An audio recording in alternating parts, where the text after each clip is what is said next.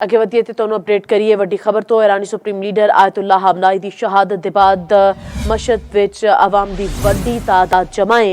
Iraq विच अमरीकी सफारतखाने दे बाहर मुजाहरे जारी ने। अवाम वड्डी तादाद विच जमा हो गए ने। ईरान उत्ते हमलियां दे खिलाफ अमरीका दे 70 शहरां समेत दुनिया दे मुख्तलिफ हिस्सियां विच एहतजाज जारी है। ईरान उत्ते हमलियां दे 1 घंटे बाद ही अमरीका विच मुजाहिरीन सड़कां उत्ते निकल आए। बरतानिया विच भी एहतजाज जारी। वज़ीर-ए-आज़म केयर स्टार्मर दी रिहाइशगाह दे बाहर मुजाहिरीन जमा। एक दफ़ा फिर दसिए ईरानी सुप्रीम लीडर आयतुल्लाह खamenei दी शहादत के बाद मशहद विच अवाम वड्डी तादाद विच जमा। इराक विच अमरीकी सफारतखाने दे बाहर मुजाहरे अवाम वड्डी तादाद विच जमा हो गए।